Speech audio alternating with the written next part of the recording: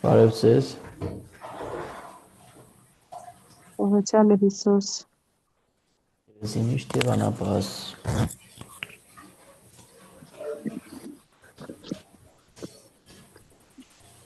Ինչ դստի։ Բենամանջ։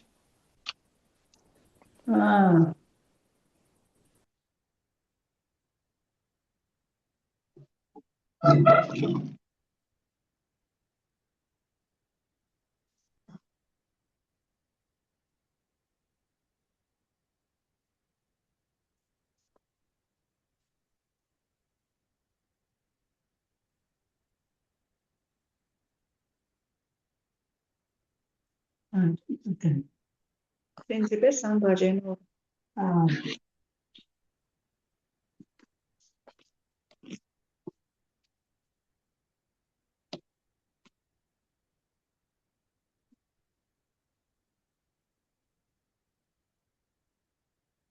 Բարի երեկո։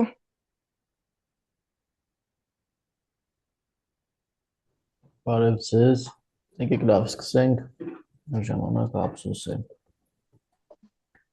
Ընթացքում ովքեր որ կմիանան, կմիանան։ Աղոթենք Տիրոջը, օրհնյալ Տեր մեր Հիսուս Քրիստոս, ամեն Հայր մեր, որ երկինս է սուրբ եղեցի անուն քո, եղեցի արքայություն քո, եղեցին կամ քո, որպես երկինս եւ երկրի, ասած մեր հանապազոր տուր մեզ այսօր եւ թող մեզ սպարտիս մեր, որպես եւ մեկ թողումք մերոց պարտաբանած եւ մի տանիրս մեզի փորձություն այլ բրգյազ մեզ իջարե, զիքոյ արքայություն եւ զորություն եւ փառք, Դավիթյանս ամեն։ Ողջույն քեզ Մարիամ, լիշնորհոք Տեր ընդ քեզ, օրհնյալ ես դու կանայս, եւ օրհնյալ է պտուղ որովայնի քո Հիսուս, Սրբուհի Մարիամ, Մայր Աստուծո, բարեխոսյավ ասն մեր մեղավորացս, այժմ եւ իժամում աղվան մերոն, ամեն։ Տեր Հիսուս Քրիստոս, աղաչում ենք քեզ ու արգիր մեզ քո Սուրբ Հոգու շնորհներն արատորեն, այս մեր հանդիպման համար, որպեսզի կարողանանք զգալ քո ներկայությունը մեր սրտերում եւ մեր շփման մեջ այս դասընթացի, այս փոքրիկ ընթացքի ժամանակ լցվենք քո ներկայության գիտակցությամբ։ Դուր մեզ հարկ եղած բոլոր շնորհները, որ կարողանանք ավելի լավ ճանաչել քեզ եւ ըստ այդմ ավելի շատ սիրել քեզ։ Ամեն։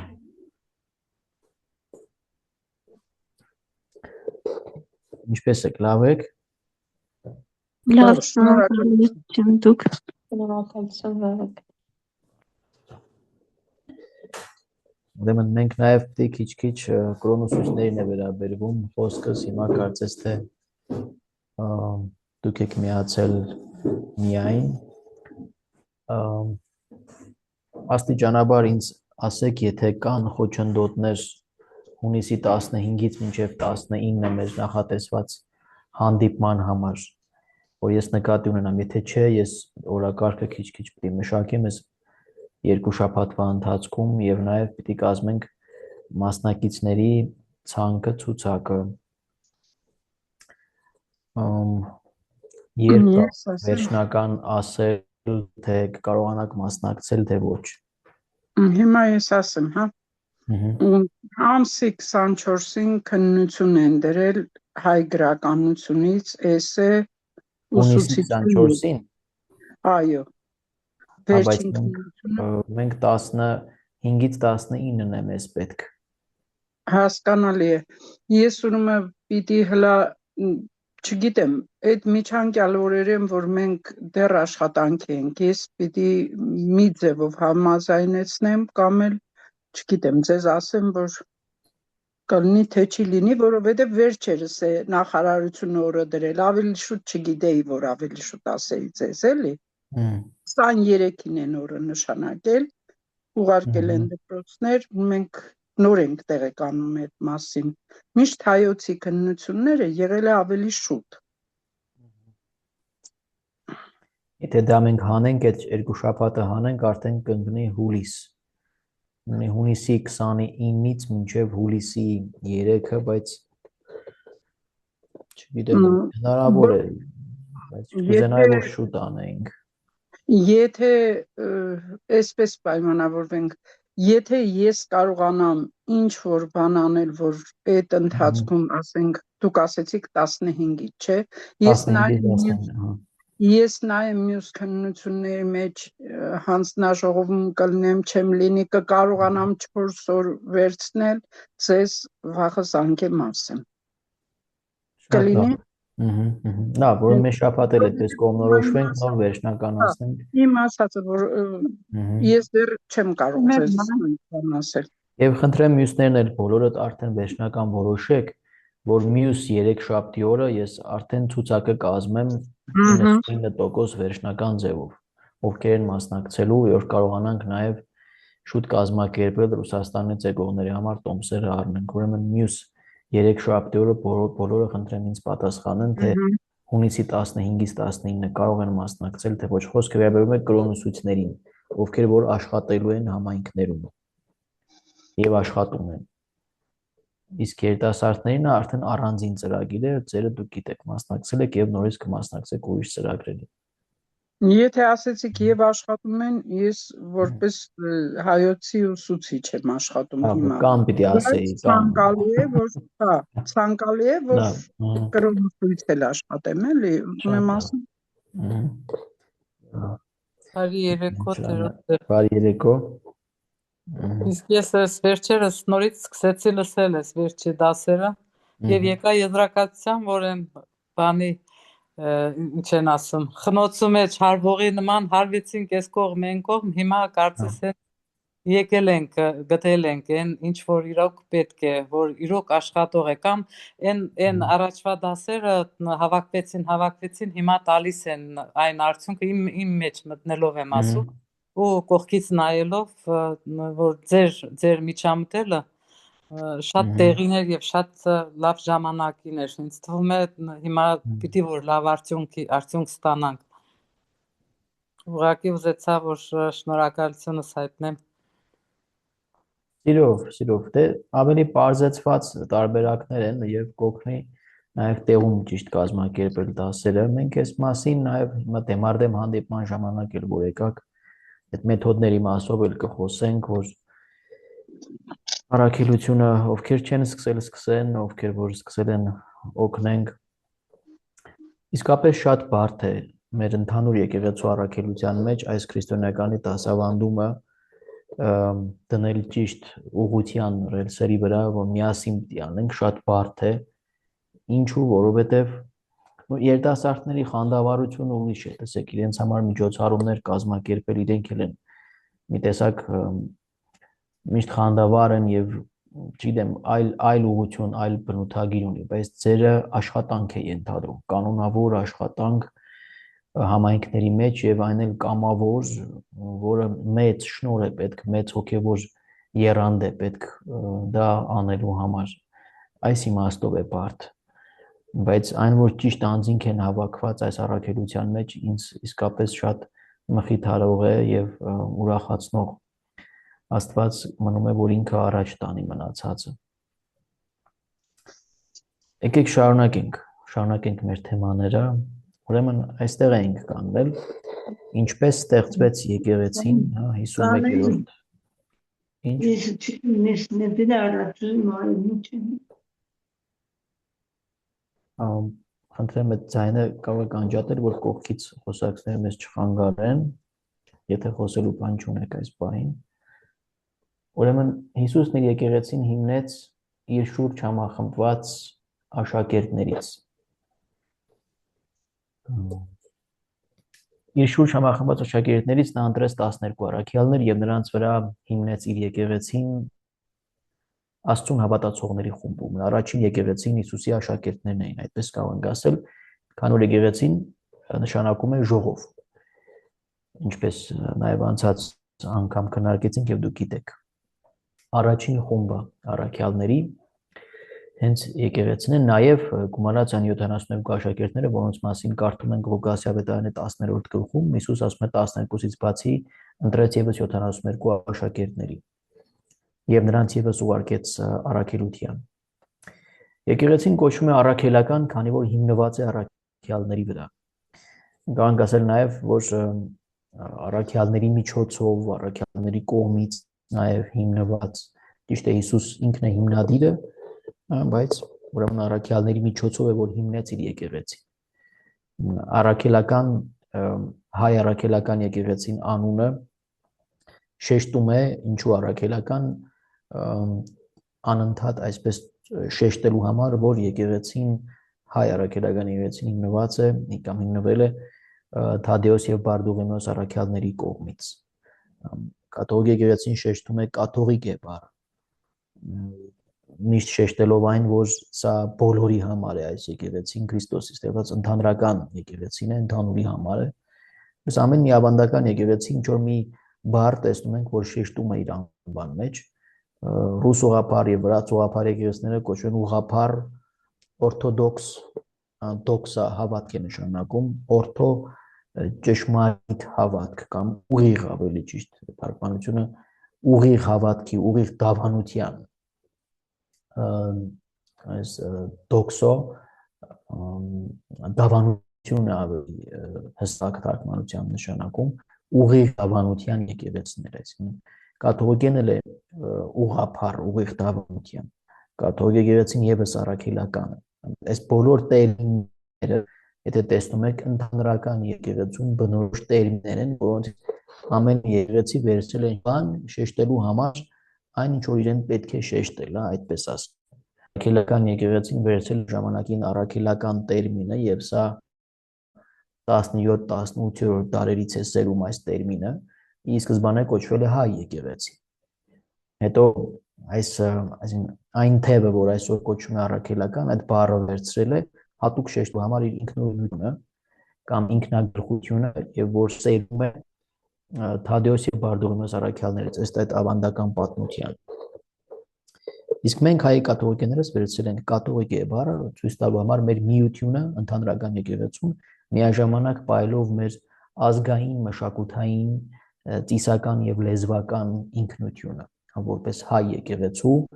այսինքն այդ միասնական ի սկզբանե գոյություն ունեցող միասնական հայ եկեղեցու շարունակողներ, այսինքն եւ առաքելական եւ կաթողիկ եկեղեցիները կարծես երկու ճյուղերը լինեն, որոնք սերում են նույն բնից, նույն ծառի բնից կամ արմատներից, որ հայ եկեղեցին է,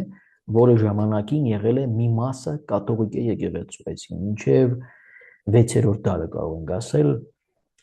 Քաղկեդոնի ժողովից կամ ժողովի սխալ մեկնաբանությունից սկսվում է դավանական բաժանումը,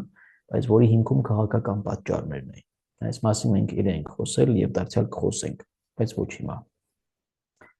Մենք բոլորս առաքյալների շարունակողներն ենք, այսինքն մենք էլ առաքված ենք քարոզելու Աստուծո ավետարանը։ Ասացինք, որ եկեղեցին հիմնված է առաքյալների վրա եւ մենք առաքյալների շարունակողներն ենք նրանց կողմ։ Մենք էլ ենք ուղարկված, առաքված մեր կյանքով նախ եւ առաջ քարոզելու Աստծո ավետարանը, իսկ ովքեր շնորհ ունեն խոսքով քարոզելու, քահանաներ, աստվածաբաններ, դուք, կոնուսույցները կամ աշխարհական շարժումների անդամները, երիտասարդներ, ովքեր առաջնորդում են այլ երիտասարդների,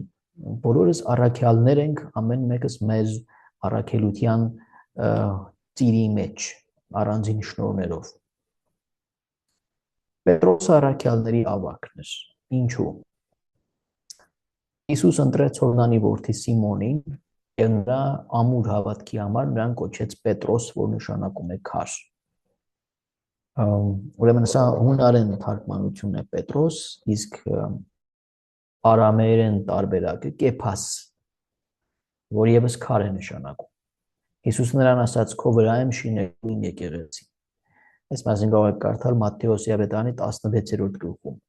Ասա կարող եք գրել, կարևոր մի կետ է։ Մատթեոս 16 ձեր մոտ տակը երևում է ձեր էկրանին։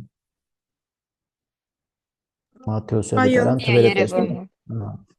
Այդ թվերը գրեք 16-րդ գլուխ, 16-րդ համարման ավանդ, որտեղ ասում է, որ դու պետք է կոչվես Պետրոս։ Այս երկխոսությունը տեղի ունում, երբ Հիսուս հարցնում է, թե ով եմ ես ձեզ համար, նախ հարցնում է ով եմ ընդհանրապես մարդիկ ինչ ասում մասին, հետո ասում է իսկ ով եմ ես ձեզ համար, դուք ինչ եք ասում։ Եվ Պետրոսը այդտեղ խոստովանում է, ասելով որ դու ես Քրիստոսը կենդանի Աստծո որդին։ Բոլոր առաքյալներից առաջինը ինքն է, որ դա խոստովանում է, դրա համար Հիսուս նրան ասում է Սիմոն, Հովնանի որդի, այդ ճշմարտությունը քեզ հայտնեց ոչ թե քո, դու ինքդ քեզանից ասացիր, այլ դա իմ հայրն է, որ քեզ հայտնեց։ Եվ դրա համար դու պիտի կոչվես Պետրոս, եւ քեզ վրա պետք է քո վրա պետք է շինեմ իմ եկեղեցին, եւ դժոխքի դռները չպիտի կարողանան այն հաղթահարել։ Ահա քեզ եմ տալիս երկնքի արքայության բանալիները, ինչ որ արտաքես երկրի վրա արձակված պիտի լինի երկնքում, ինչ որ կապես երկրի վրա կապված պիտի լինի երկնքում։ Նրան տալիս է նաև իշխանություն, դա մեղքերը ներելու եւ որոշումներ կայացնելու մասին իշխանությունն է, ավանդաբար եկեղեցին դա այդպես է հասկացել։ Եվ այսպիսով Պետրոսը կարգվում է որպես առաքյալների ավակ, մենք տեսնում ենք ոչ միայն այս դրվագի մեջ, նաև ուրիշ դրվագներ կան ավետարաններում, որտեղ տեսնում ենք Պետրոսի ավակության մասին տողեր, օրինակ Ղուկասի ավետարանի 22-րդ գլխի 22-22 դարձյալ, նույն 22-ի 22-րդ համարը։ Ուրեմն այդ պատճառով Պետրոս առաքյալը համարվում է առաքյալների ավակը, նրանց միավորողն ու առաջնորդողը։ Քանի որ Պետրոս առաքյալն է եղել Հռոմի առաջին պապը կամ եպիսկոպոսը, հետևաբար Հռոմի պապերը նրա հաջորդներն են։ Այսինքն Հռոմի պապի ավակությունը կամ նախագահությունը, նախաթորությունը մյուս եպիսկոպոսների նկատմամբ հիմնված է Պետրոս առաքյալի ավակության մասին ուսմունքի վրա, որը կաթողիկ եկեղեցու համար անքննարկելի ուսմունք է, բայց որը կասկածի տակ է դրվում մյուս ավանդական եկեղեցիների կողմից, հայ առաքելական եւ ուղղափառ մանավանդ վրաց եւ ռուս ուղղափառ եկեղեցիները չեն ընդունում այս տեսությունը։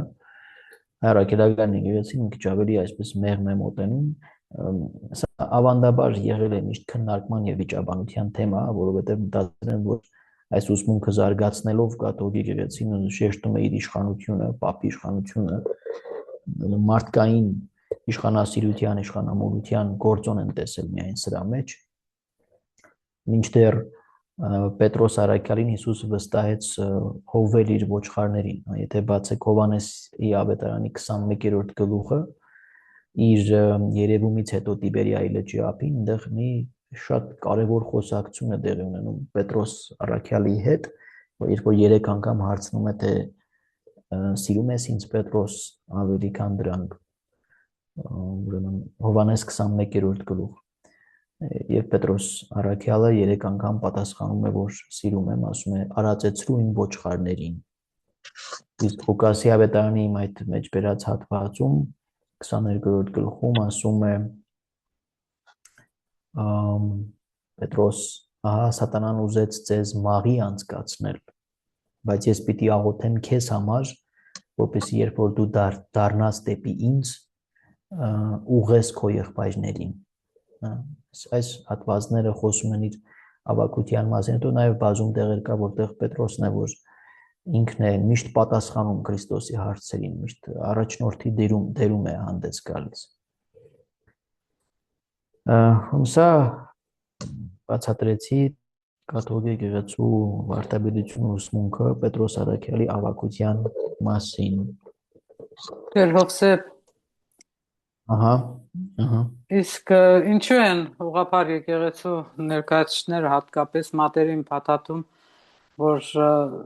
մեր եկեղեցու համար պապը համարվում է безгрешный։ Это հաստատ այդ ձև չի, ինչն է սխալ մեկնաբանվում։ Կխոսեք այդ մասին մի քիչ։ Պապի անսխալականության մասին ուսմունքը հետևյալն է. Պապը ոչ թե անսխալական է որպես մարդ կամ որպես եպիսկոպոս, պապի անսխալականությունը հիմնված է իր որպես եկեղեցու առաջնորդ, որպես պապ, որպես սրբազան քահանայապետ, որպես Պետրոս առաքյալի հաջորդ, պաշտոնապես դավանաբանական կամ բարոյական որոշումներ, հայտարարություններ անելիս։ Ինչու է դա այդպես, դա մենք ասում ենք լատիներեն տերմին կա ex cathedra կոչվում է, այսինքն ամբիոնից, երբ որ պաշտոնապես ենթադրենք դոգմատիկ ինչ որ որոշում է հրապարակում պապը իր անունից, օրինակ աստվածամոր վերափոխման մասին դոգման, չէ՞, կամ անարաթողության մասին դոգման, որոնք 19-20-րդ դարերում այսպես հաստատված դոգմաներ են, վարդապետական ուսումներ են, երբ որ պապը հռչակում է այդպիսի դոգմաներ, որոնք վերաբերվում են աստվածաբանությանը եւ բարոյականությանը, ինքը դա հռչակում է ամբողջ եկեղեցու անունից, բոլոր իր հետ միացած եւ եպիսկոպոսների միացած ժողովրդի անունից, հա։ Այսինքն պապը ոչ թե հենց իր համար այդպես մտածեց ու հայտարարեց, այլ պապը նախքան հայտարարելը ողջ եկեղեցու եպիսկոպոսներից իր հետ ընդհանուր այդ ժողովի եկած Սուրբ Հոգով իտոգի բերած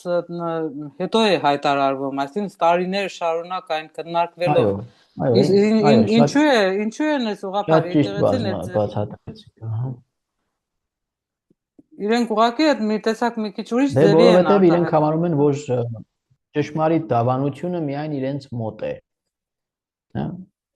Այսա է այդ շովինիզմը, դավանական շովինիզմը, այդպես եթե կարելի է ասել,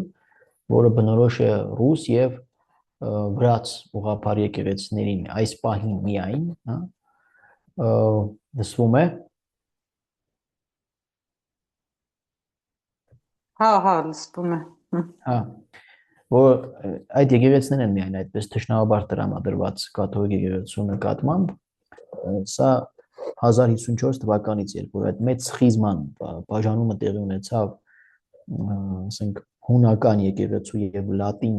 եկեղեցու միջեւ, այսինքն արևմուտք եւ արևելք, եւ այդ ժամանակվանից սկսած այդ լարվածությունը եղել է դոգմաների նաեւ վարդապետության մեջ, բայց այսօր այդ լարվածությունը մենք տեսնում ենք միայն ռուս եւ վրաց ուղղափառ եկեղեցիների պարագայում, որտեղ Կոստանդնուպոլսի պատրիարք, օրինակ, հույն ուղղափառ եկեղեցին շատ մտերիմ հարաբերության մեջ է Հռոմի պապի հետ, եւ սա եղել է 20-րդ դարի գրեթե ամբողջ ընթացքում 50-60-ականներից սկսած, այդպես ասենք։ Իսկ ռուս եւ վրաց եկեղեցիների հետ միշտ լարվածություն կա մինչև այսօր։ Նույնիսկ 16 թվականին, երբ որ Հռոմի պապը եկել էր Ֆրանցիսկոսը գնաց Վրաստան, Թբիլիսիում այնտեղ մի խումբ հոգևորականներ պաստառներով կանգնել էին, չէին ուզում, որ պապը գա, ընդդեմ նրա բողոքի ցույց էին արել Թբիլիսիում, որ ամոթ է, ամոթալի է։ Լավ, եկեք ուրեմն մի հարց կարելի է, ուղղակի ածանցվում է այդ հարցին, դրա համար եմ ասում։ Այսպես, դուք ասում եք միայն ուղղափառ եկեղեցին է ոնց որ վատ տրամադրված։ Բայց ես վերջերս քաղաքական զրույցներում լսում եմ մի բան, որ մարդիկ իրար հետ վիճում են, ասում են նաև կաթոլիկ է, այսինքն կաթոլիկ լինելն ինչ են համարում սխալական,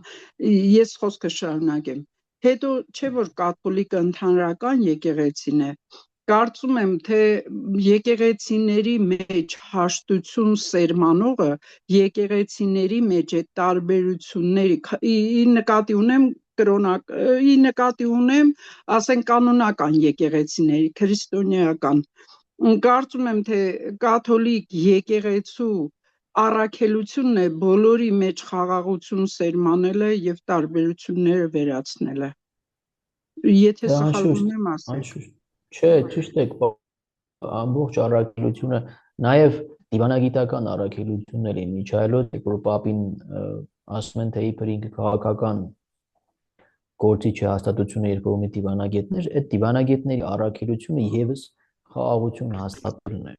Այս պապական վիրակները դեսպաններ ենք մենք ասում, չէ, այդ տերմինը դե կարծես աշխարհական տերմին է, բայց ինչի դեսպաններ են, խաղաղության եւ միավորման։ Մենք երբեք ինչ որ մի Այսինքն չենք տեսնում, որ քաղաքական շահերի համար լրիվ ուրիշ պատմություն է, այսինքն Հռոմի Պապի չեն հասկանում այսօրվա աշխարհը, նույնիսկ քաղաքական գործիչները մտածում են, թե Պապը քաղաքական գործիչ է, քանի որ ունի տեսպաններ, չգիտեմ, Վատիկանը պետություն է, բայց թե ինչպես է ձևավորվել, որ պետություն է դարձել, ինքնը նաև գոյությունը պաշտպանելու համար դա եղավ այդ բոլորը, դասական պետության դասակարգման մեջ չի մտնում ինքը որպես պետություն։ Այս ամեն ինչը խաղաղության եւ Աստծո խոսքը քարոզելու համար է։ Ինքան բաների մեջ են մեղադրել կաթոլիկ եկեղեցուն, որ էլ պատմելու չեն նույնիսկ։ Ինչեւ այսօր այնպես են խոսում, կարծես հոգևորականներից մեկի առաքելականի հոգևորականներից մեկի հետ խոսք եղավ, կաթնախբյուրը հիմնականում կաթոլիկ համայնք էլի, եւ երևի չեմ երկարացնի կարճ ասեմ, երկար ժամանակ ես հոգևորականների հետ, կաթոլիկ հոգևորականների հետ աշխատել եմ, խնդրել եմ, որ գյուղ կան, մի խոսքով չկար եկեղեցի, աշխատել եմ հոգևոր քաղցը ինչ որ ձևով լրացնել։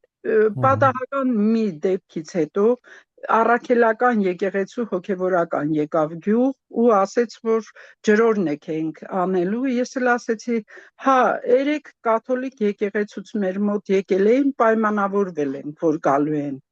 Շատ վատ արձագանք դա գտավ, չգիտեմ, ես հասա մինչև վերին ատյաններ իր բողոքով ու ինքը համարեց այսպիսի արտահայտություն արեց, ասեց թե կաթոլիկ եկեղեցի կառուցելու փոխարեն կարելի էր նաև որ ձեր գյուղում մզկիթ կառուցեն, այսինքն պատկերացնում եք թե ինչու պիտի այդքան մեծ ատելություն լինի կրոնական հիմքի վրա, տարբերությունը որն է, որ այսքան պիտի չգիտեմ, չէ՞ որ ազգային մենք սեփականատիրական նկրտումներ, ուրիշ ոչ մի բան չեմ կարող ասել, սեփականատիրություն, տգիտություն, գիտեք, այնքան այս ամենը ծիծաղել է, որտեղ առաքելական եկեղեցու շատ եպիսկոպոսներ իրենց բարձրագույն կրթությունը ստանում են մեր իրենց ասած կաթոլիկ լեյով են ասում հատուկ, որ կաթողիկ է բարի իմաստը ստվերվի ընդհանրական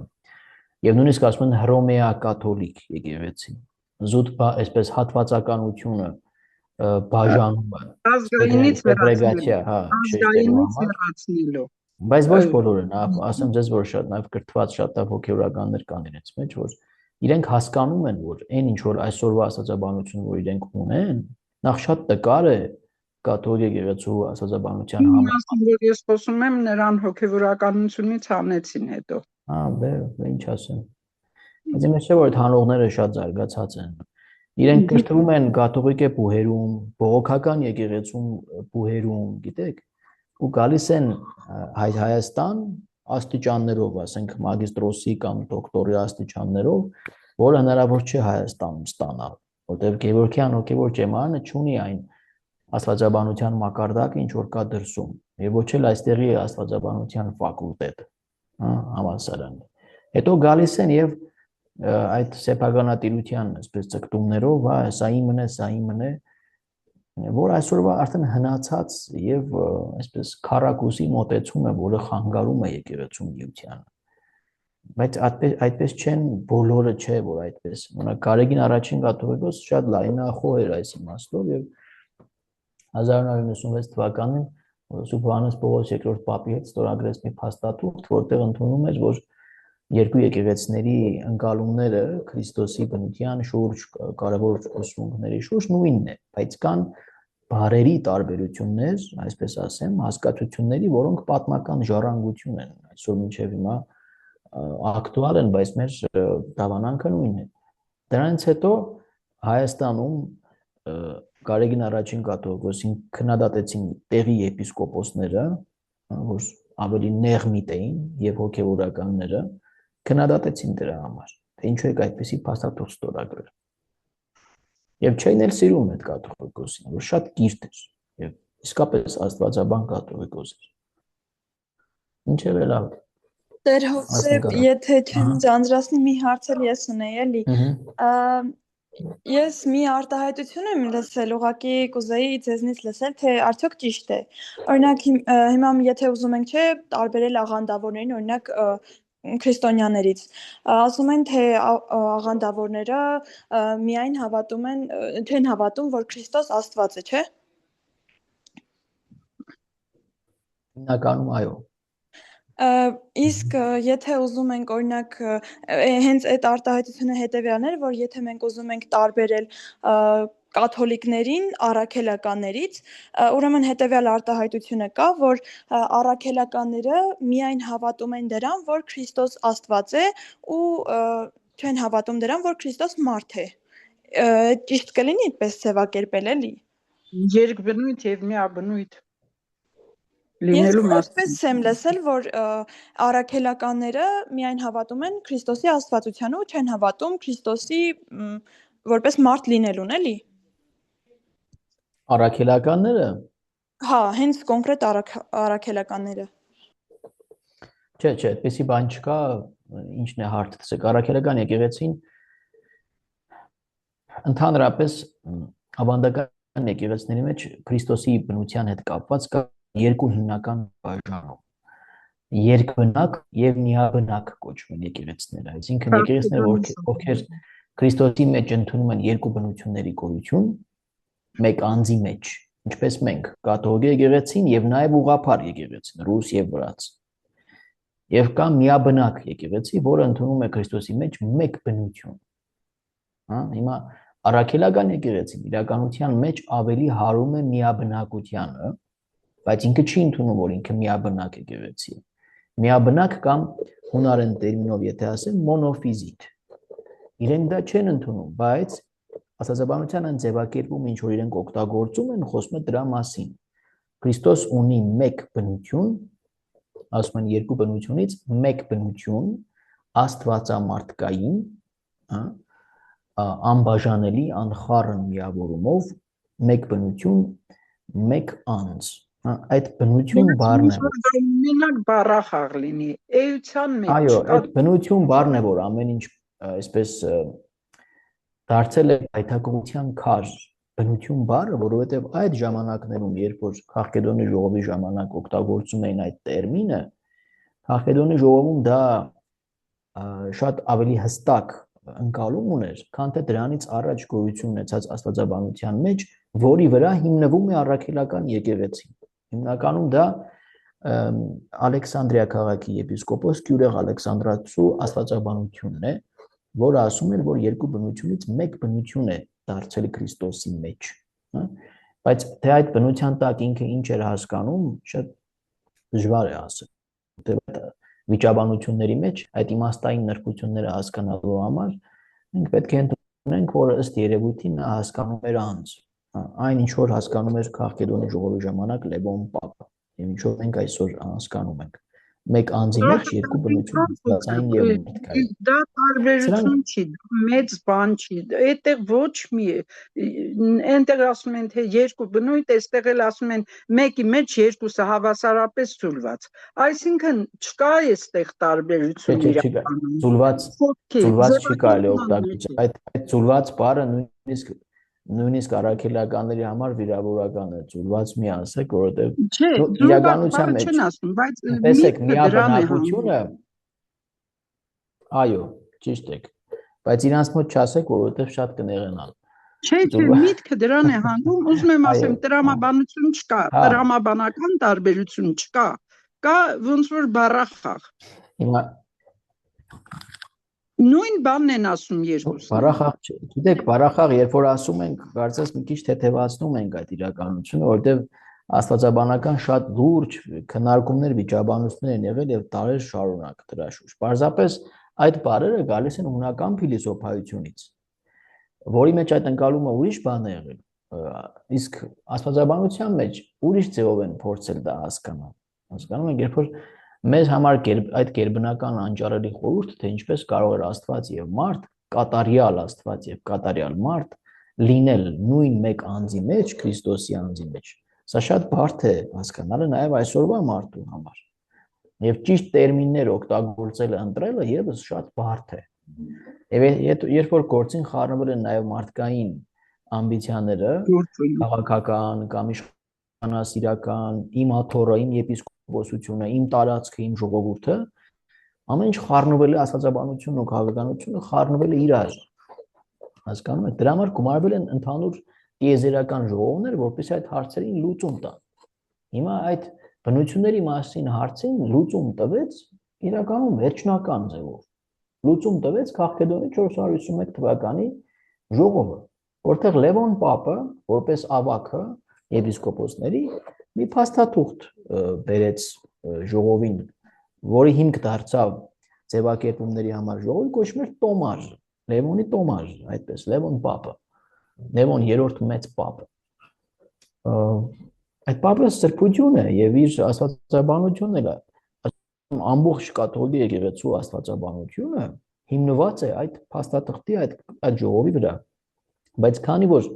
այդ ժողովը նախ ժամանակ մենք հայերս զբաղված էին գավառների ճակատամարտով, ցավոք սրտի, մինչև այդ ժողովը բանաձևեր եկան հասան մեր ժողովրդին եւ մեկնաբանողներն ովքեր էին, աղանդավորներ, նեստորականներ, իսկ նեստորականները հովանավորվում էին Պարսկաստանի կողմից, Պարսից շահի կողմից էին հովանավորվում, թագավորի։ Ինչու Պարսկաստանը ուզում էր հայ ժողովրդին, հայ եկեղեցին կտրել հունական ազդեցությունից եւ նաեւ Հռոմի Պապի աթոռից։ Բոլոր աթոռներից ուզում էր կտրել, ասում էր դուք ինքնուրույն եկեղեցի կլինեք, ներսում ձեռնադրեք ձեր եպիսկոպոսներին եւ կաթողիկոսներին, ինչու, որպեսզի լինեին իր իշխանության տակ։ Եվ ինքը հասավ իր նպատակին։ Նախ Հայաստանը, երբ որ 387 թվականին բաժանվեց Բյուզանդիայի եւ Պարսկաստանի միջեւ, մեծ հայքը մեր Հայաստանի մեծ մասը ընկավ Պարսկաստանի տիրապետության տակ։ Մի փոքր մաս էր մնացել Բյուզանդիայի իշխանության տակ, այդ փոքր մասի եպիսկոպոսները եւ բայց նաեւ մեծ հայքի եպիսկոպոսները Սահակ Պարթևի ժամանակ եւ Մեսրոպ Մաշտոցի, ու հետագա նաեւ մյուս կաթողիկոսների, Քյութ կաթողիկոս Հովան Մանդակունի, մինչեւ Հովան Օձնեցի աշխատեցին պահել միությունը ամբողջ բյուզանդական եւ արևմտյան եկեղեցու հետ, որտեղ քրիստոնեությունը դա էր, ամեն ինչը թարգմանաբար Սուրբ Սահակի եւ Մաշտոցի աշակերտները այդ ոսկեդարյան գրականությունը բերել էին արևմուտքից, այն կրթական կենտրոններից, որտեղ իրենք կրթություն էին ստացել, սովորել էին։ Իսկ Պարսկաստանը ուզում էր հունական աշխարհից կտրել այս ամենը մեր ժողովրդին։ Երբ գտնվեցին մի քանի կաշառված նախարարներ եւ թագավորներ, թույլ թագավորներ, որոնք որ Պարսկաստանի իշխանության տակ, այսինքն թագավորի ճնշումով ստիպեցին, որ տեղում ձեռնադրվեն եպիսկոպոսները, կաթողիկոսները, դրանցից էին Արշակ II թագավորը, Արշակ մեծ կոչվող, Պապ թագավորը, մենք իրականության մեջ թագավորներ Վրամշապուից հետո մենք ինքնուրույն թագավորներ Վրամշապուն են ինքնուրույն չէր, բայց չենք ունեցել այս իմաստով։ Նախարարներն ավելի հզոր են, քան թագավորները իրականության մեջ, եւ սրանք էլ կաշառված Պարսկաստանի կողմից։ Մենք շատ դառն պատմություն ենք ունեցել, Ժողովուրդ ջան, դառն պատմություն, բայց իրականության մեջ նաև մեր այդ իշխանավորներն էլ, որ իրենց թագավորներ էին պատկերացնում, իրենք էլ էին շատ, այսպես քանդեցին մեր եկեղեցին, քանդեցին, մեր մշակույթը քանդեցին։ Մի խոսքով, մենք վերելք ունեցանք Կիլիկյան թագավորության ժամանակ, որը Հայաստանից դուրս էր ցավոք սրտի։ Այստեղ մենք ունենք Ներսես Շնորհալի, Ներսես Լամբրոնացի, Մխիթար Գոշ, զրբեր, ովքեր իրենց միութենական եկեղեցու միության կաթողիկ եկեղեցու հետ միությունը պահելու համար հալածվել են։ Դուք գիտեք, որ Գրիգոր Նարեկացուներ են հալածել, Գրիգոր Խոսրով Անձևացի եպիսկոպոսին Անանյա Մոկացի կաթողիկոսը բանադրել է, անիծել է, եկեղեցուց վտարել է իր կաթողիկ գեյության համար։ Սիմեոն Երևանցի կաթողիկոսը 18-րդ դարում հալածել է կաթողիկեներին, աղանդավորների նման, սրանք ճշմարտություններն են, որոնք դասագրքերում երբեք չեն անցնի։ Իհոսքով Նարեկացու մասին ասել ենք մենք մեր աշակերտներին հետ, Նարեկացու կատարած հրաշքները, որ հալածանքների ժամանակ, որ ուղարկված էին հոգևորականներ, որոնք պիտի ամբաստանեին եւ պահքի շրջանում, որ սեղանին դրված էր աղավնիներ եփած, նարեկածու աղոթքով դրանք կենթանացել են ու թռել են, չէ՞։ Այսինքն հասկացել են, որ իրենց դեմ սուրբ է եւ թողել հեռացել են, այլևս չեն հալածել։ Այդ պատմություններն այնքան լավն են, գեղեցիկ են, նույնիսկ Շատ դրանց մեջ կան գեղեցիկ չափազանցություններ, նույնիսկ եթե լինեն, իրանք դարձյալ մնում են թանկարժեք, որովհետեւ Այդ չափազանցությունների մեջ կարևորը ճշմարտության հատիկն է, որ կա այդ հատիկը։ Այո, դա իրանց սրբությունն է։ Աշակերտներին այդ հատիկը պետք է հասցնել։ Ճշմարտության հատիկը։ Եկեք առաջ անցնենք, մեզ շատ քիչ ժամանակ մնաց։ Ինչ է նշանակում գնալ եկեղեցի։ Հաճախ ասում են գնանք եկեղեցի։ Ինչ եք հասկանում դրա տակ։ Պատասխանեն ուրիշները։ Հանդիպում Քրիստոսի հետ։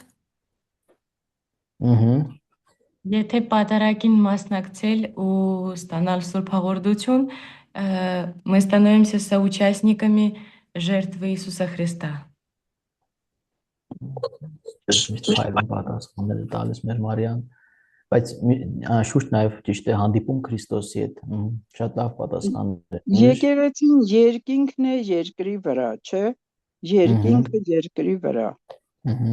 Այսինքն հենց միություն Աստծո հետ, հանդիպում Աստծո հետ։ Ուրիշ մեր հասարակության մեծամասնության համար դա նշանակում է գնալ մոմ վառելու։ Դուք համաձայն եք դրա հետ։ Չէ։ Մոմ վառելն էլ իմաստ ունի, բայց դա չի իմաստը գլխավոր։ Ախր չեն ասում աղոթելու ենք գնում, ասում են վառելու գնանք։ Նույնիսկ ոմանք այնքան շտապում են, մտնում են, ասենք, 2 րոպեում մի քանի հատ մոմ միանգամից վառում են, չեն էլ հասցնում, չեն էլ կանգնում, որ աղոթեն ու դուրս են գալիս։ Երեխաները տորթի վրա են մոմ վառում, փչում դա եղավ։ Երեխա չէ, մեծահասակ։ Արդյոք կան ովքեր պատարագի ժամանակ նույնիսկ մտնում են, թեև արդեն մեր գյուղերում այնքան են ասել, որ ամաչում են այդպիսի բան անեն շատերը, մտնում են իրենց աղոթքը արագանում են, պատարագի ժամանակ մոմը վառում են, դուրս են գալիս։ Ես չի դարակրում, ինչ է խոսում քահանան, Քրիստոսը այդտեղ պատարակվում է։ Բայց Հայկը Հայաստանի գյուղերում կաթողիկ եկեղեցիներում այդ բան անում են, ես չեմ տեսել կաթողիկների մեջ։ Միայն առաքելականում եմ նկատել նման բան։ Ամենտեղ էլ կա, ամենտեղ։ Հայաստանում բնակչությունը մտածողությամբ շատ նման է իրար, դիքին կարեն է։ Դուք Ռուսաստանում ջաբախահայերի հետ գործ ունեք, որոնք ուրիշ են։ Իսկ Հայաստանում այդ կոմունիստական ավերը, աղետը, այստեղ սարսափելի է մարդկանց հոգիների մեջ։ Եվ իրենք ինչ որ նաև իրենց ծնողներից լսում են, տեսնում են, նույնիսկ այստեղ կրկնվում է, շատ բարդ է այստեղ մտածողություն փոխելը։ Բայց կա կոնտրաստ, այսինքն մենք պատարագի ժամանակ ունենք իսկապես Քրիստոսին հաղորդվող Մարիայի ասած соучастники жертвы, այսինքն Քրիստոսի պատարագին իսկապես մասնակից եւ հաղորդվող քրիստոնյաներ, որոնց համար եւս տարօրինակ է արդեն, որ մեկը գալիս է իրենց առաջ կանգնում միայն մոմ է վառում, աղոթում, մի հատ խաչակնքում դուրս է գալիս։ Ինչքան էլ շտապ լինես, ի վերջո Սուրբ Հաղորդություն կա տեղ ավետարան է ընթերցվում, քահանան քարոզում է, իրենք մտնում եւ դուրս են գալիս։ Ինչևէ լավ, ուրեմն գնալ եկեղեցի նշանակում է գնալ Հիսուսի եւ նրա ընտանիքի մոտ, այսպես երեխաների համար կարելի է այսպես ձևակերպել, եւ հանդիպում Քրիստոսի հետ, անշուշտ սա հանդիպում է։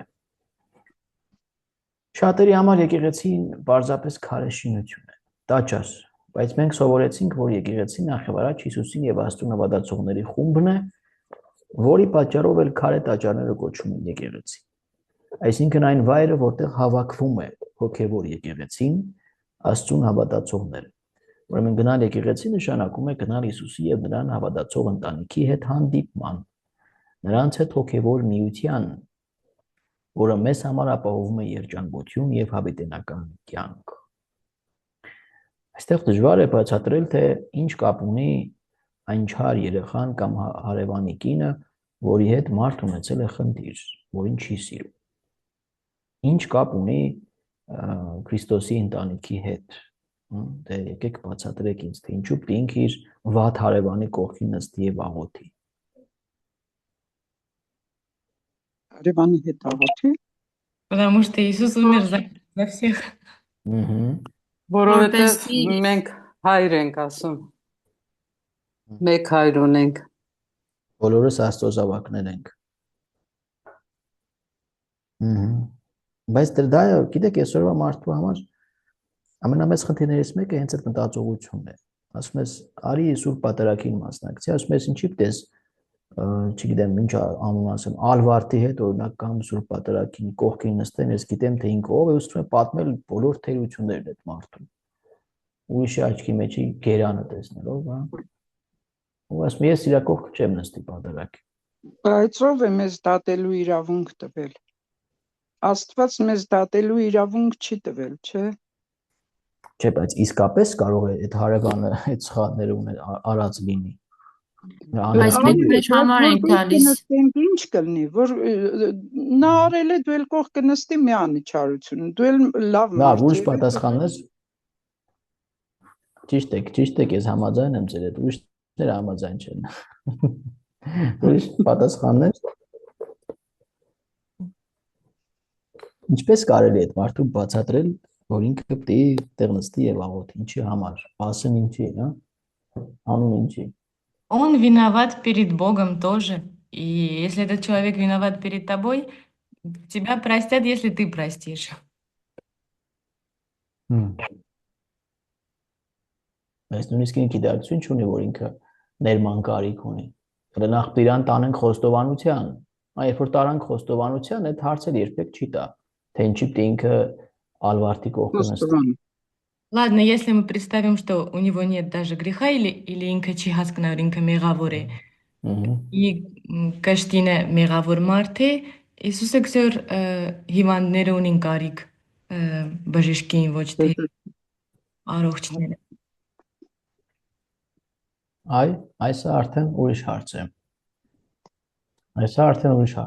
Հա, կարող ենք բացատրել, որ ճիշտ է ինքը մեղավոր է, ինքը մարդն է, հա միգուցե։ Բայց Իսուս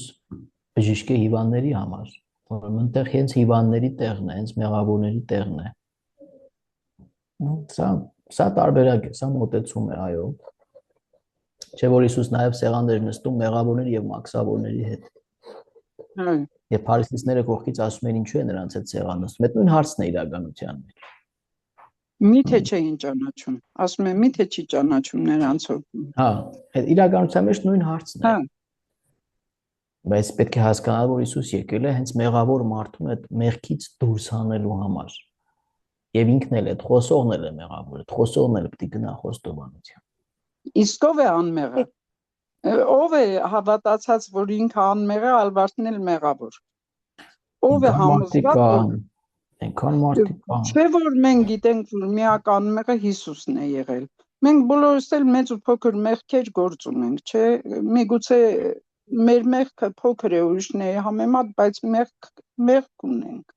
Մեղավոր ենք։ Հիսուս ասեց առաջին քարը թողնետ նա ով ոչ մեղք չի գործել։ Երբ որ հալածում էին։ Գիտեք, Իսրայելի հասարակությունը, հրեական հասարակությունը ինչքան էլ ապստամբ էր եւ ծանր մեղքեր գործում էր, բայց մեղքի հանդեպ շատ ավելի զգայուն էր, քան այսօրվա հասարակությունը։ Ինչու՞, որովհետեւ իրենց համար Աստվածաշունչը եւ օրենքները, այդ պատվիրանները խոսելը, ասելը, սա իրենց առօրյայի մի մասն էր, շատ էր խոսվում այդ մասին։ Իրենց առաջնորդները հոգեվորականներ էին։ Մի մոռացեք, որ Իսրայելի հասարակությունը այսօր այդ չես կարող համեմատել։ Ես այսօր մարդկանց դա չի հետաքրքրում մեծ հաշվով։ Այսօր հոգեվորականները քիչ են։ Օրինակ կան գյուղեր, կան վայրեր, որոնք հոգեվորական չեն տեսնում, որոնք չունեն եկեղեցի։ Ինչ որտեղ այսպիսի մարդիկ շատ կարիք ունեն, թեկուզ եւ սովորական մեր նման մարդկանց օգնության, որ մենք ինչ որ չափով նրանց մոտեցնենք եկեղեցուն։ Ապրեք։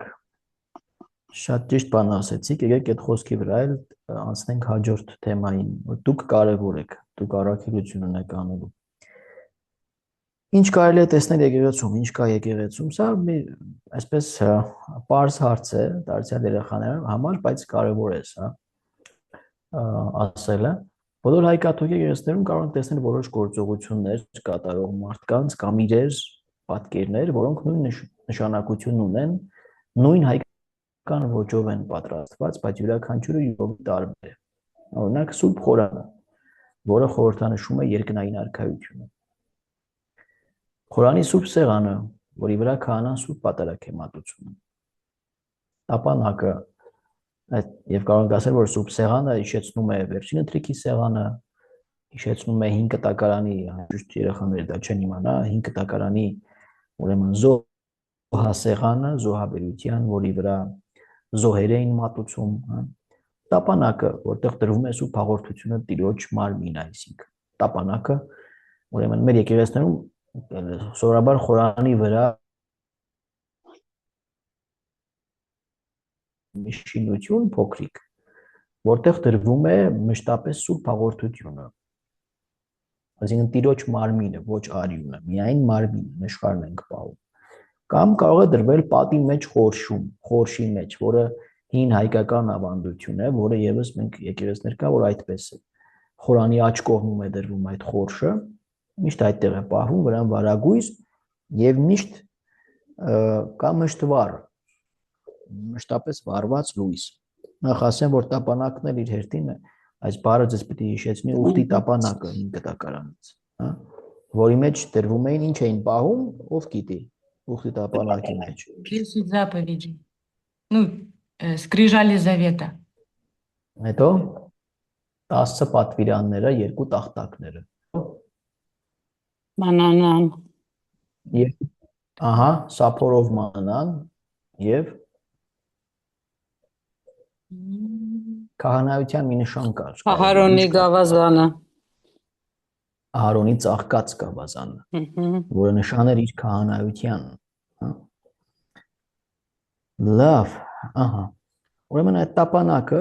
այսինքն Աստծո խոսքն էր, չէ՞, դրա մեջ դրված, եւ մանանան, որը հետագայում, այսինքն տրված Սուրբ հաղորդության նախապատկերն էր, երկնքից թափված հաց,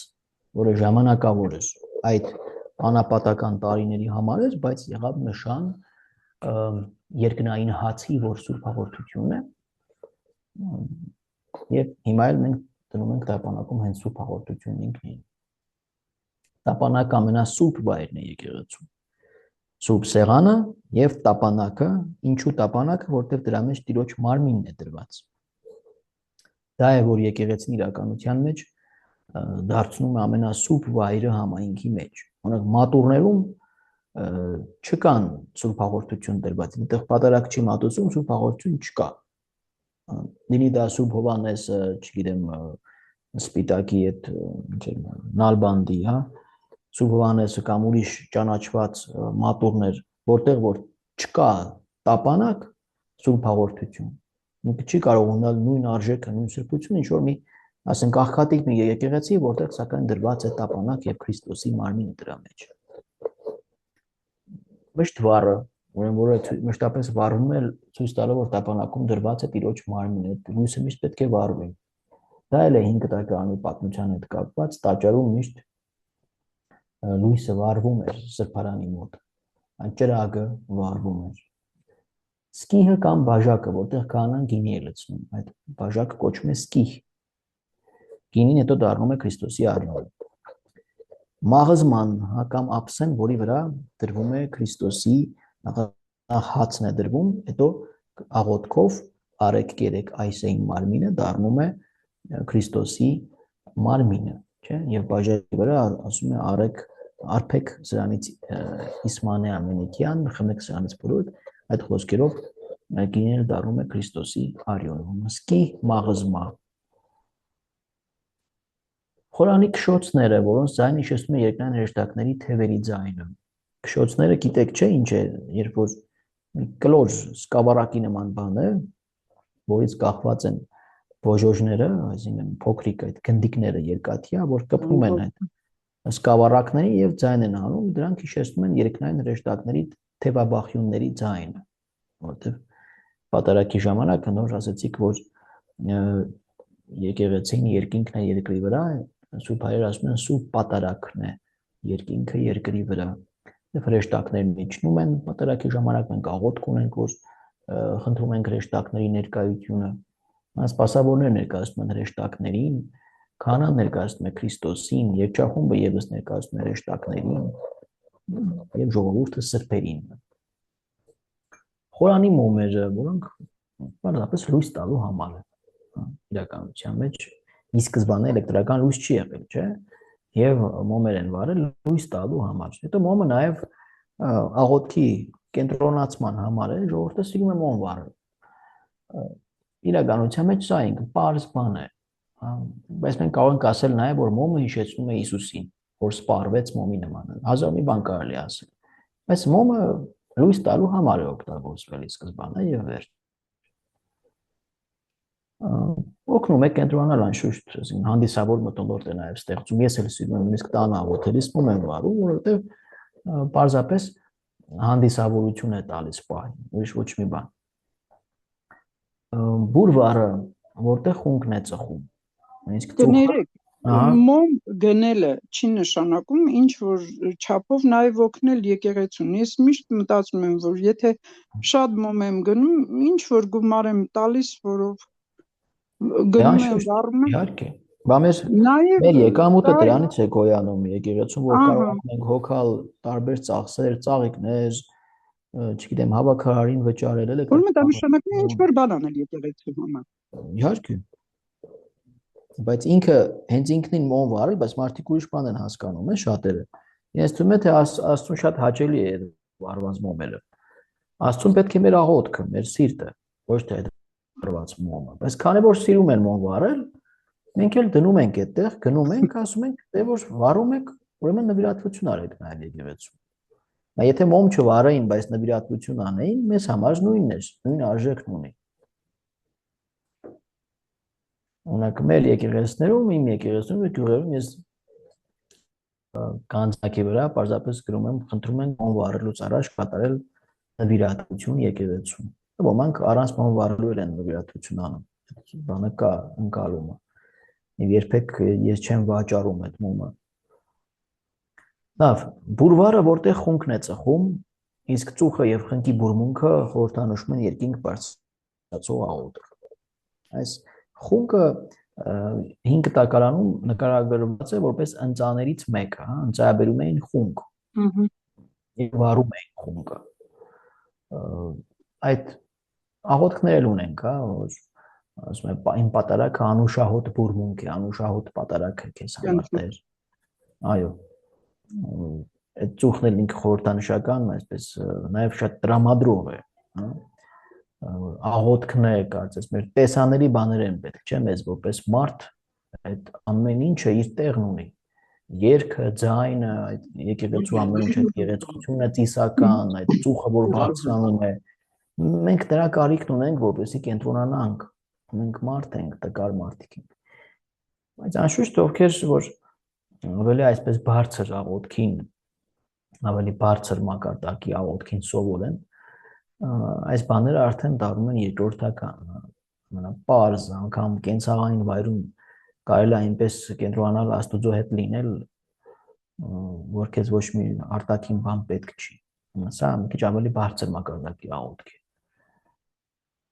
Գանձանակ եկեղեցուն դրամ նվիրելու համար արդեն խոսեցինք, որ շատ կարևոր է եկեղեցու ծախսեր հոգալու համար, դեռևս եկեղեցին պետք է ապրի նվիրատվություններով մարդկանց։ Եկեղեցին չպետք է ստիպված լինի մտածելու, թե ինչպես ապահովի իր եկամուտը։ Սրանք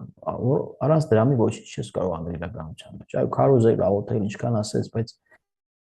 Պողոս Արաքյալն էլ ասում էր, որ նախ ինքը իր գոյությունը պահելու համար վրաններ էր պատրաստում, վաճառում էր եւ դրանով ապրում էր։ Ինքը հոգում էր նաեւ իր աշակերտների որոշ ծախսեր,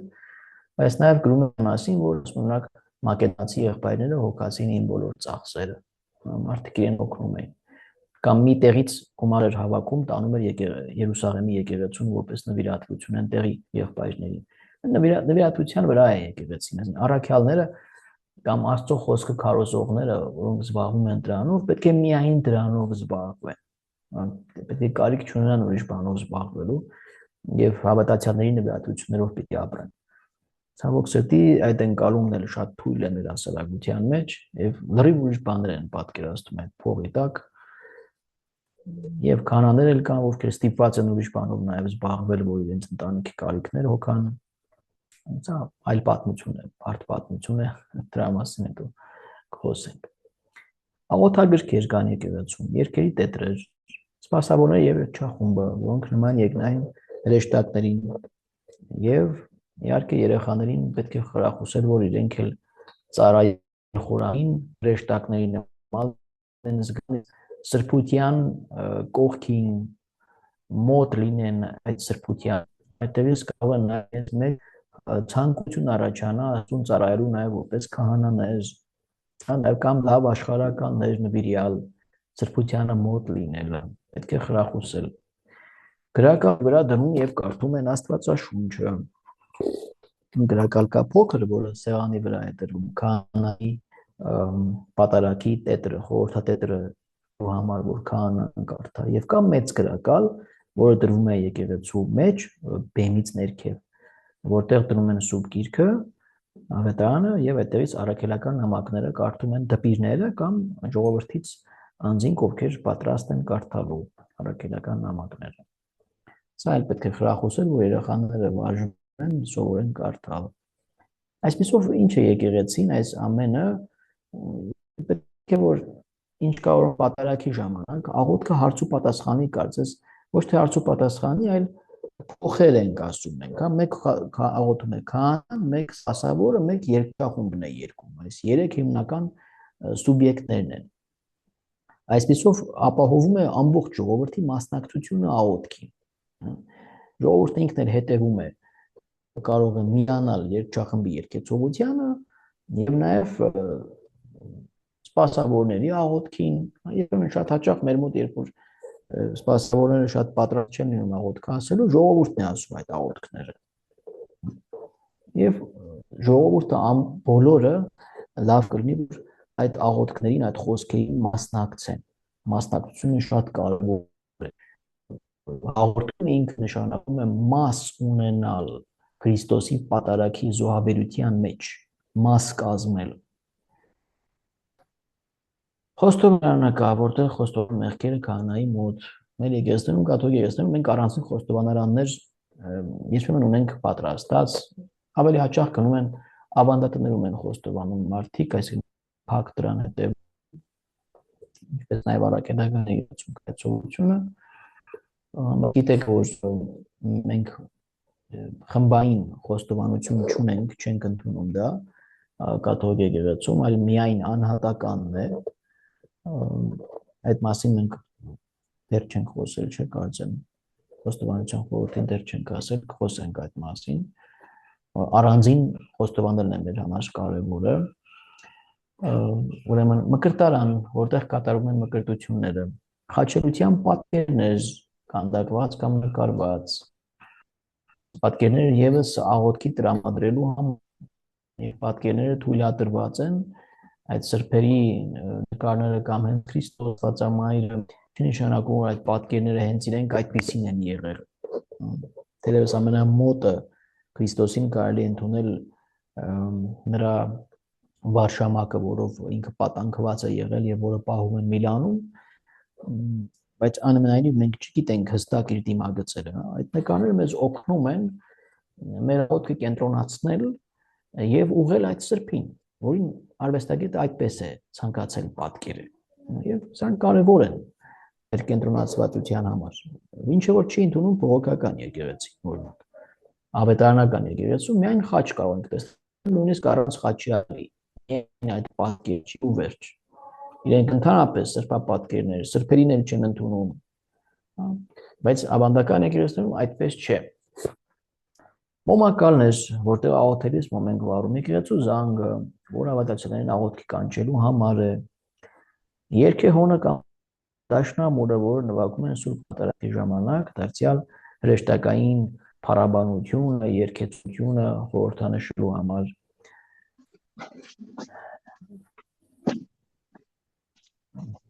Այստեղ չեմ տեսնում թե տակ, այս եկեղեցու մուկը, սա ուրեմն մի գրքից եմ հիմնական մտքերը վերցրել, ըստ թարգմանություն ինքը հայացրել եմ, ինքը երեխաների համար նաև այս մուկը նկարված է գրքի մեջ, պատկերված է, հումորային մաս է, որ հենց երեխաները բացում են դեջը, ասում են վայ մուկ էլ կա եկեղեցում ու իրանք ուրախանում են իրենց գրավելու նաև բանը ձևը։ 53 ովքեր են եկեղեցու անդամները կամ հավատացյալները։ Ովքեր են։ Բոլոր նրանք, ովքեր մկրտված են։ Մկրտված անձինք։ Մկրտվելով բոլորս դառնում ենք Հիսուսի եղբայրներն ու քույրերը։ Մկրտվելով բոլորս դառնում ենք Հիսուսի հիմնած եկեղեցու, այսինքն Հիսուսի հոգևոր ընտանիքի անդամներ, նրա հարազատները եւ իր նման Աստծո զավակները։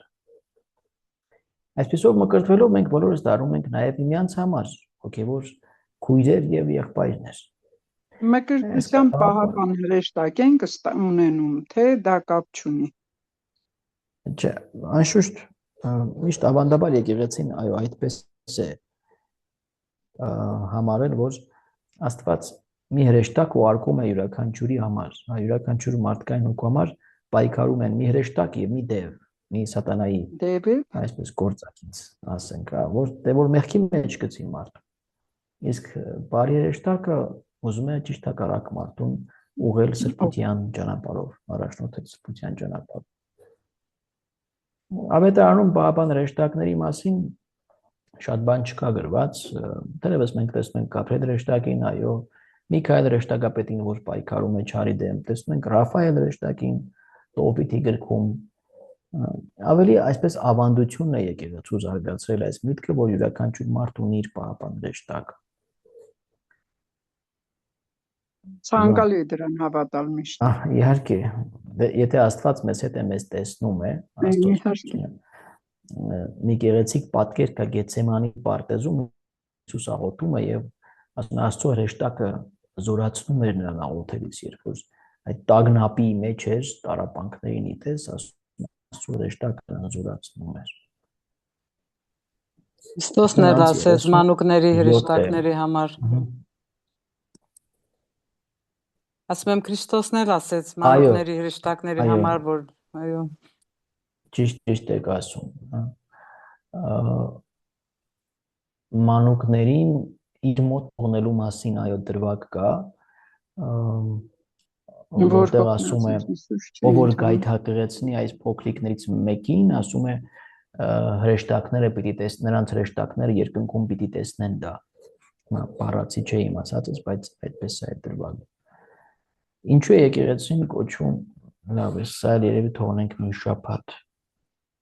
Մի շաբաթ թողնենք, որ 54-րդը այսօր շատ շեղվեցինք, բայց կարծեմ թե կարևոր է այդ հարցադրումներին պատասխանելը։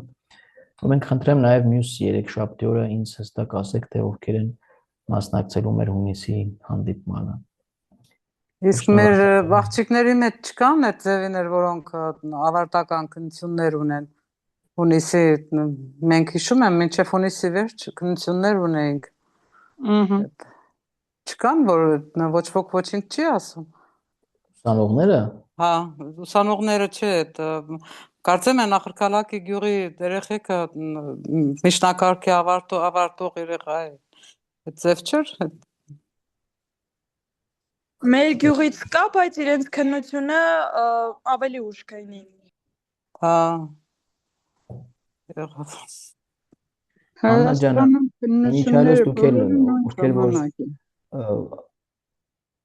ովքեր որ քրիստոնեականի դասընթաց անում եք գյուղում, դուք էլ անպայման նկատի ունեցեք, որ գաք եւ մասնակցեք։ Անկախ նրանից դուք երիտասարդականին մասնակցում եք թե ոչ, եթե դուք քրիստոնեական տալիս եք Հուլգումոյում, Կարտիկայում, Պավրայում, չէ, ուրեմն աշխատեք անպայման մեր այդ դեմարդեմ հանդիպմանը մասնակցել։ Հա, անպայման Տեր Հովսեփ։ Լսում եք։ Շատ լավ։ Լավ, ցուցակ կազմենք արդեն մյուս շաբաթ։ Շնորհակալ եմ բոլորիդ։ Աստված օրհնի ձեզ։ Լավ մնացեք։ Մենք էլ ենք շնորհակալ։ Աստվածածին զաղաչանս մեր մի անդեսարարի կարիս մեր, այլ միշտ բահյա եւ բահբանյա ժողովուրդս կոնդվանյավ սուպ եւ պատվական խչի վտքով իխաղության, բահյա եւ բահբանյա ամենայն վտանգից եւ ի փորձանած կույս փարավորել մնորնյալ ամեն մնացեք խաղաղության բարի գիշեր Բարի